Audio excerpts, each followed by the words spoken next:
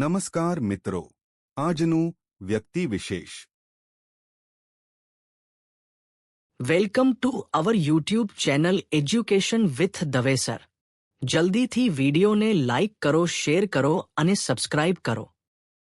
મરાઠા સામ્રાજ્ય જે પોતાની શક્તિ અને વિસ્તાર માટે જાણીતું હતું, તેની પાછળ એક એવું દિમાગ કામ કરી રહ્યું હતું જેણે આખા વહીવટનો પાયો નાખ્યો હતો.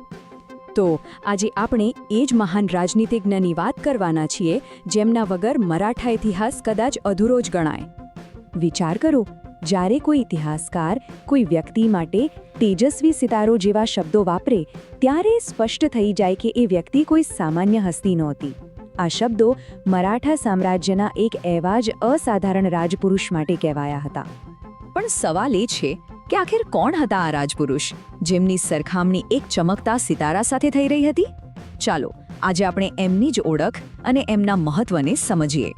તો ચાલો પડદો ઉઠાવીએ અને જાણીએ મરાઠા રાજ્યના એ સિતારા વિશે જેમને દુનિયા નાના ફડણવીસ તરીકે ઓળખે છે. એમનું સાચું નામ તો બાલાજી જનાર્દન ભાનો હતું. એમનો જન્મ થયો હતો ઈસવીસન 1742માં.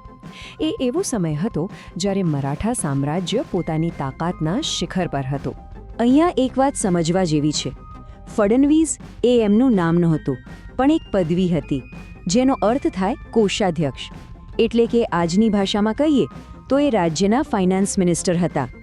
રાજ્યની તિજોરીના એક એક પૈસાનો હિસાબ રાખવાની અને એનું સંચાલન કરવાની બધી જ જવાબદારી એમના માથે હતી.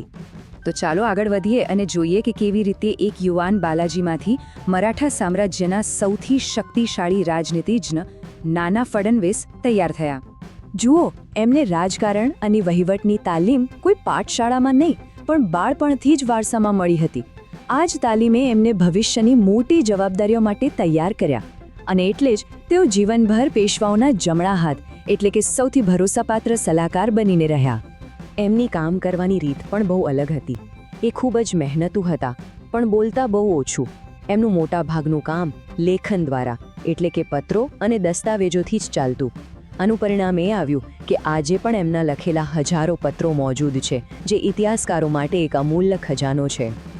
હવે આપણે એમના જીવનના એ તબક્કામાં જઈએ જ્યારે તેઓ પોતાની કારકિર્દી અને પ્રભાવના એકદમ ટોચ પર હતા. સવાઈ માધવરાવ પેશવાના સમયમાં નાના ફડણવીસ એટલા શક્તિશાળી બની ગયા કે તેઓ માત્ર કોષાધ્યક્ષ ન રહ્યા પણ આખા મરાઠા સામ્રાજ્યના સર્વેસર્વા બની ગયા. એટલે કે સિંહાસન પર ભલે પેશવા બેસતા પણ શાસનની અસલી દોરી તો નાનાના હાથમાં જ રહેતી.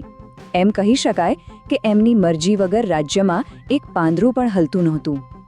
એમની પાસે ગજબની વહીવટી સૂઝબૂઝ હતી, પણ એમનામાં એક જ કમી હતી. એમનામાં સૈનિક ગુણોનો અભાવ હતો.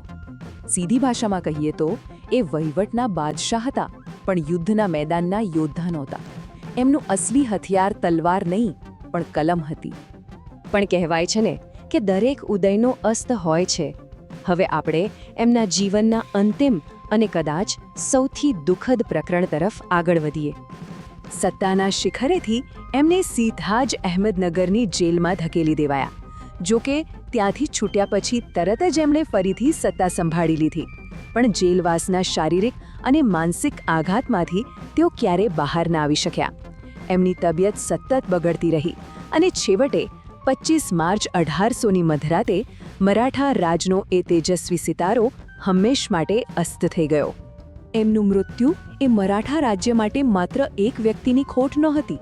એ એક એવી ખોટ હતી જે ક્યારેય પૂરી ન થઈ. એવું લાગતું હતું કે જાણે એમની સાથે મરાઠા શાસનની બુદ્ધિ અને સ્થિરતા પણ જતી રહી. પણ નાના ફડણવીસનું નામ આજે પણ ઇતિહાસમાં આટલા આદર સાથે કેમ લેવાય છે?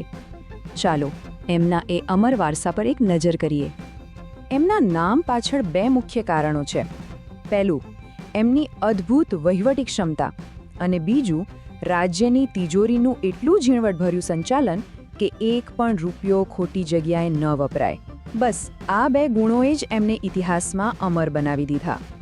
અને અહીં આપણે ફરી એકવાર ઇતિહાસકાર ગ્રાન્ટ ડફના એ જ શબ્દો પર પાછા ફરીએ છીએ જેની સાથે આપણે શરૂઆત કરી હતી.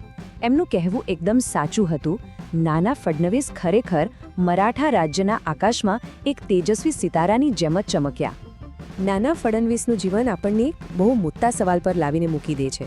એમણે સાબિત કર્યું કે તલવારના જોર વગર ફક્ત કલમ અને દિમાગના જોરે પણ એક વિશાળ સામ્રાજ્યને ચલાવી શકાય છે. તો શું ખરેખર વહીવટી કુશળતા એ સૈન્ય શક્તિ જેટલી જ કે કદાચ એનાથી પણ વધારે શક્તિશાળી હોઈ શકે છે? આ એક વિચારવા જેવો પ્રશ્ન છે. પૂરો વિડિયો જોવા બદલ આપનો આભાર.